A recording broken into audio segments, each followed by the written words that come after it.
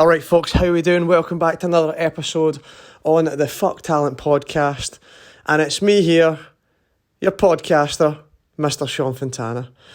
So today we're going to talk about the 10 mile National Road Race Championships that were held at the start of April, where, a lot of people have been asking, how did I get on? How did I do?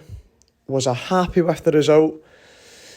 And ultimately, it was an average result, to be fair. 53 minutes and I think 23, 24 seconds and 13th place. A little bit gutting.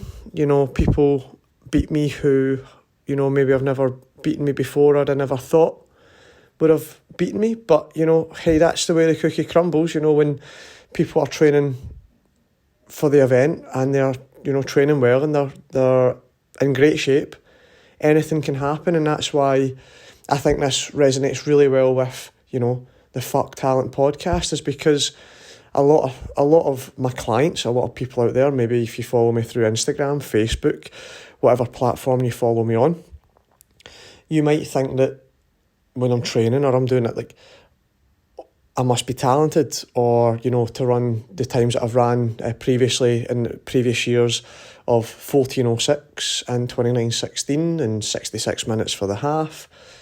I must be talented. But there you can see that if I don't train specifically for the event that I want to race, then I'm not going to feature in the sort of the medals, the podium.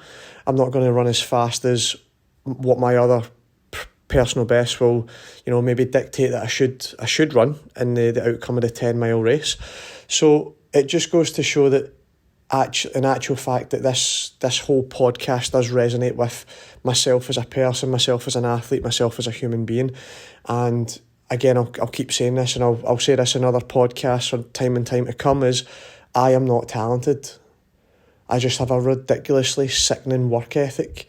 And I do things even when I'm not motivated because I'm so disciplined in trying to get to where I want to go in business, in fitness, in life, whatever it is, I'm all the fuck in. And there's no talent involved. It's just, like I said, relentlessly getting after it, grinding away, keeping my head down and working hard. So, yeah, the 10 mile race didn't go the way I wanted it to go. Many factors were involved in that. I thought that I could, train for the marathon. I could help, Craig Ruddy for his Paris marathon. I could help Becky Briggs for our Manchester marathon. And, massive shout outs to both of them. Becky Briggs running 2:29, 2 hours and 29 minutes, and getting a European, Commonwealth Games and I think a world qualifier all in the same race, which is phenomenal. And also an under 23 British record, which is unreal. Craig Ruddy running 2:25 2 weeks or 3 weeks after catching COVID.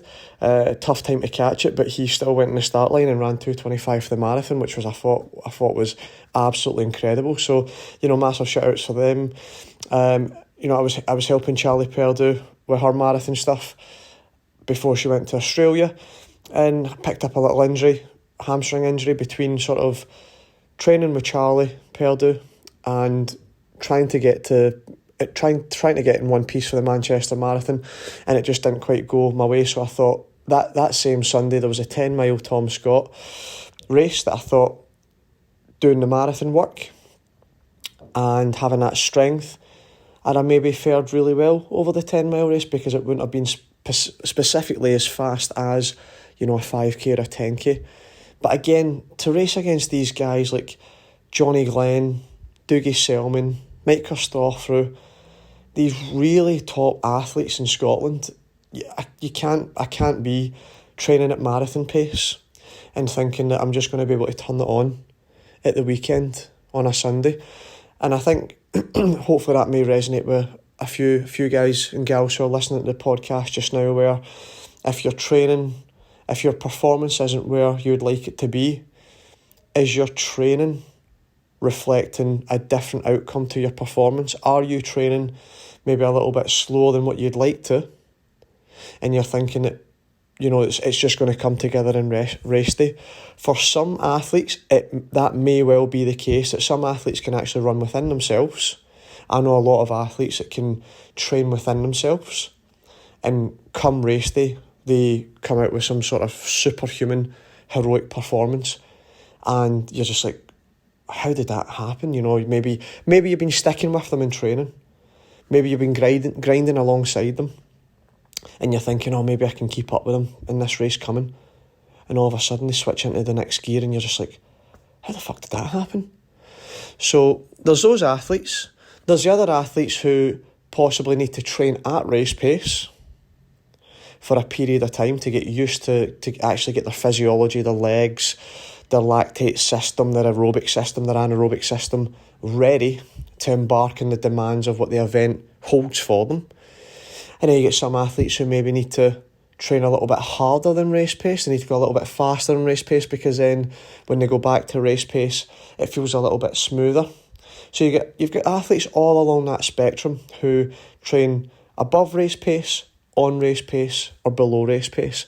And you've got to find what type of athlete you are as you're training up for your next event, whether it be the marathon, whether it be the half marathon, the 10k, the 5k, whatever it may be. You've got to kind of sort of figure that one out for yourself. Maybe do a cycle of training above race pace, see how that result goes. Maybe just do a time trial instead of an actual competition. Train on race pace, another time trial or a competition, depending on what type of athlete you are. If you want to take risks, get into a competition with, playing around with your training, and then training below race pace, training a little bit faster, and then seeing how you fare in your competition, in your event, the 5k, 10k, whatever it may be. The training sort of anywhere between 540 mile pace to 520 mile pace, depending on if I'm training myself one day, or if I'm training with Becky one day, or I'm training with Craig Ruddy one day, and just sort of helping them out with their marathon builds. So to then go from, in that race, we start, I think there was a little group of us. So the first group was like Johnny Glenn, Dougie Selman, Mike Christophorou, and I think they went out at sort of sub 5 minute mile pace. And then just behind them there was a second group, and I think that had one of my teammates, Mark Docherty, and another couple of great runners in the second group. And there was a third group, so I think it was me and I think a guy called James Wilson. Shout out to Kenny Wilson's younger but taller brother. I was like, this guy is like this, was like a tall version of Kenny Wilson. I was saying to Dougie Selman, I was like, there was this guy that looked like Kenny Wilson. He ran for the same club as well, but it was, he was taller. And Dougie was like, that's Kenny's brother. And I was like, I didn't even know Kenny had a brother. So there we go, learn something new every day.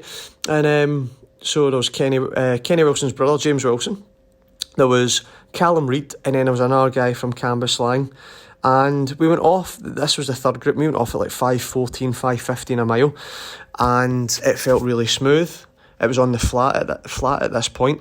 And James Wilson decides at the first mile at the checkpoint to try and catch group 2 that were just in front of us, but they must have ran about a 5:07 mile or maybe a 5:05, so they were a decent length away, maybe about 150, 200 metres away. And I just knew that we shouldn't be trying to catch them up in such quick succession. So James went off, and then I think we ran about a 5:11 trying to get to them, but they were still running sort of relatively still at the same pace of 5:07, 5:05. So even though we closed the gap a little bit, we still were sort of in no man's land between sort of Callum Reid and the Cambuslang guy that were in pack 3. We were sort of moving to get in I knew when we got to that sort of 5:11 pace per mile that it was just not comfortable.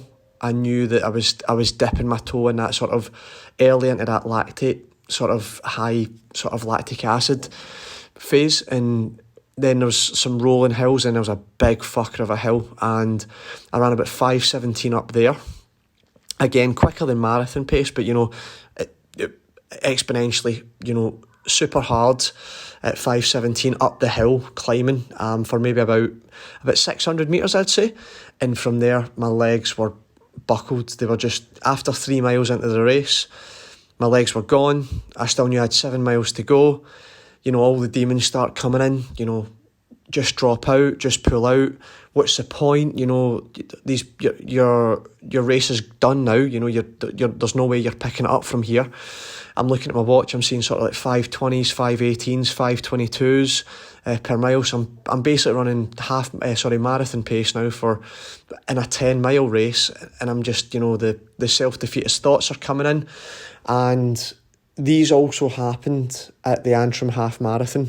That was my last race where, you know, it was my first ever DNF, and once, you know, once you pull out of a race, it becomes, if you allow it to, it can become very easy to make it a habit when things aren't going your way.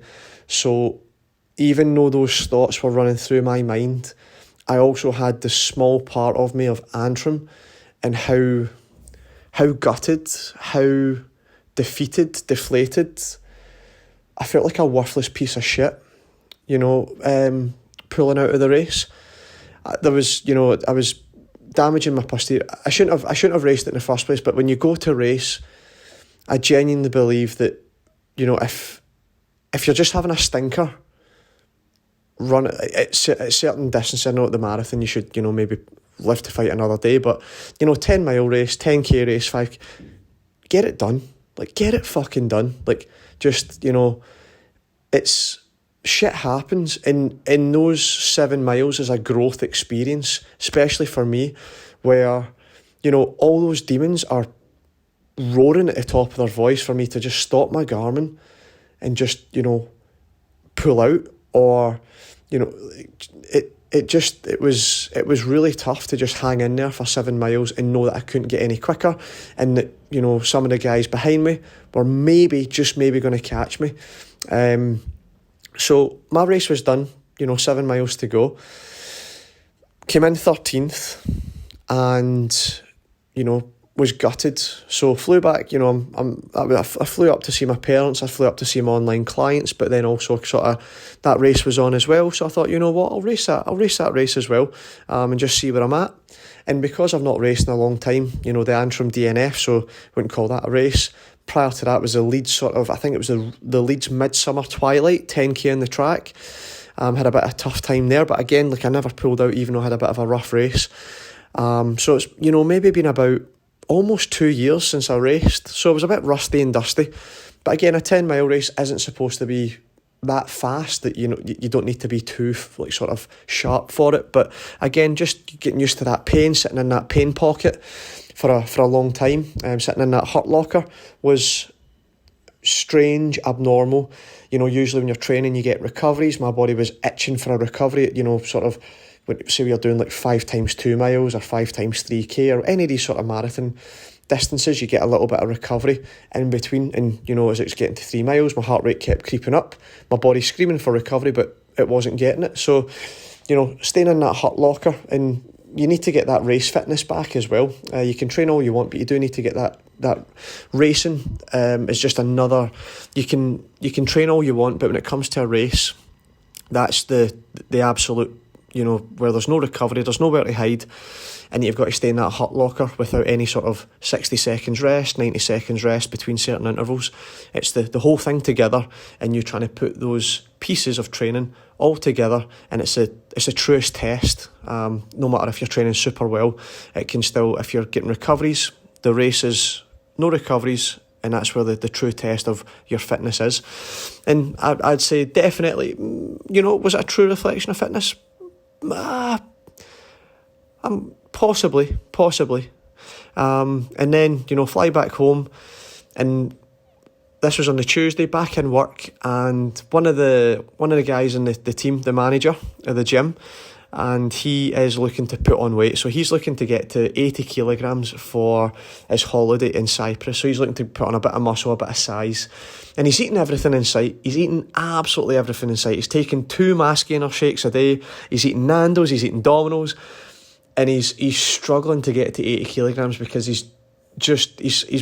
I joke with him and say he's built like a marathon runner, and he should just start taking up long distance. But he's fighting his genetics, and he's fighting his makeup, and he's trying to get after this 80 kilograms. So he steps on the scale after, his lunch and a mass gainer shake. So he's got all this food in his tummy and he still is only like 79.4 kg. And he's been trying to get here for like the last sort of 4 to 6 weeks. And anyway, he then asked me, how much do I weigh? So when anybody asks me this, when I'm out running, anybody, they say, and we're going to weight, and I'll go, I'm about 75 kg. I said to Chris, I'm about 75 kg. And the last time I weighed myself about 8 months ago, I was 75 kilograms. I was about 75.6. And so I stepped on the scale, but I said, I've not weighed myself in 8 months, so I'll step on the scale. And I stepped on the scale, and I was the exact same weight as Chris. I was 79.4 kilograms. I was at that point 4.5 kilograms heavier than I've been in years. That's almost that's almost a stone. That's almost 1 stone in weight. That's 14 pounds heavier than I've been in years. 4.5 kilograms, 79.4 kg. I shit my pants when I saw that number. I was literally going, oh my God. And Chris is looking at me and laughing. He's going, what's up? I was like, Chris, I've put on like 4.5 kilos. Like 4.5 to 4 kilograms. And he's laughing. He's like, but you look fine. Like, you look healthy. And yeah, I look healthy and I still look lean, but that's 4.5 kilograms. Like, that is a huge amount of weight to put on. Not know that I've put it on. And then, going right, because that affects your VO2 max. Because your VO2 max is per kilogram of body weight. The amount of oxygen that you can pump around your body per kilogram of body weight. So the heavier you weigh, then it means that then you've got more mass, which then the oxygen has to go round that mass, and it brings that VO2 max down. So I was just like, oh my, I've been marathon training. I thought when you marathon train, you can kind of eat a little bit more. You can eat a little bit more what you want and get away with it. And sadly, and there might be some people listening to this right now, sadly, I'm not one of those people. And I've said this time and time again. A lot of my clients think that, what do I know about, losing weight or gaining weight, or it's harder for them than it is for me. And it's like, no, it's still hard for me, even though I'm training from it. I can still put on weight very, very easy. And there might be a few of you guys and gals listening out there that also are the same. I am the exact same as you. I put on weight really easy, even if I'm eating really well, but I just eat big portions. I've got a big, big appetite. And when I sit down and eat, I eat quite a lot of food, even though it may be homemade and super healthy. So I've had it was a massive shock to me. I basically have to get my shit together and try and slowly and sensibly get back to 75 kilograms, and that's hopefully between now and the night of the 10Ks, which I'm really looking forward to. First track race since the Leeds Midsummer Twilight, which I think is about 1.5 years ago, 2 years ago. And also I'm maybe doing the 10,000 metre Vitality 10K road race on May the 2nd, just a couple of weeks prior to the 10K at Highgate. And I need to get that weight back down. So I've been watching what I'm eating, portion controlling what I'm eating, and the weight hopefully will slowly start to come off. But I was just really gutted with myself. I'm so disciplined with my training. I'm so disciplined with eating really healthy. And it just, almost a stone heavier, and I couldn't even see it on me as well. My jaw dropped, and I was gutted, and yeah, I just need to get my finger out and just, make sure that I'm not just dabbling too much into big portions and just using, because I'm training a lot, I can eat as much as I want, whenever I want. Personally, for me, I still have repercussions. So, what I'll do is I will post something out about my weight loss journey to try and get back down to race weight in a healthy manner. in a sustainable manner as well. But two big factors that played a role in me underperforming at the 10 mile road race championships is I put on a bloody stone in weight without knowing. I felt like a big fat bastard. Obviously, I felt like inside, I felt heavy in comparison to what I usually do, but I thought that was because of marathon training. And then also training around 5:40 to 5:20 mile pace, thinking that then I could maybe, with that strength, just move down to 5:10 pace and it feel like no problem at all. So that's kind of over-expecting things, and kind of a slight bit of entitlement. Just because you're doing the long work doesn't mean to say that you're going to be able to do the fast work. So, it was a, and this is another thing, there's a lot of people, there's people that go certain ways when they have a bad race. One person, and this is the most common way, is people will put their head down and just go, and that was another thought that went through my head, because with this comment, is I actually said to myself, you're 31 fucking years old, and you're outside the top 10 at the national championships. You used to compete for medals and you used to compete for the podium. And now you can't even break into the top 10, you worthless piece of shit. What the fuck are you doing with yourself? That was another thought that I had in my head. So don't think that, a lot of people, message me and they see me in Terrington, they see me in Bushy Park, and they see me, and they go, oh, I live in the dream. I'm not living the fucking dream if I'm not standing on the podium, or I'm not running personal best, or I'm not bettering my previous self. I am living a fucking nightmare trying to chase my best self. So let me tell you that right now. Like, I am not living the fucking dream when I'm dragging my carcass round a race in 53 minutes, which I could do, a couple of years ago with my eyes shut. I am not living the dream right now. I am in the trenches and I'm trying to build my dream through hard work, sacrifice, discipline, and a lot of suffering, because I'm not where I want to be. So I'm not happy with what happened at the 10 mile champs. I got exactly what I deserved. And yeah, the same thoughts that run through your head are the same thoughts that run through my head when I have a shit one. So there's two types of people when they have a shit race, is they put their head down and say, this isn't for me. Or maybe I'm not cut out for this anymore. Maybe this just isn't for me. There's a second one that it likes a fucking furnace and a fire in their belly. And it makes them wake up 30, 45, 60 minutes earlier the next day. It makes them not skip the weight sessions. It makes them not skip the foam roll. And it makes them not eat that fucking slice of pizza, that chocolate bar, that packet of crisps. It makes them go to bed 30 minutes earlier because they get their ass whooped. That's me right now. I can't wait to go back in and do another one. I can't wait to go back and race a 10k road race after a bout of hopefully getting my shit together with my diet and speeding up those legs.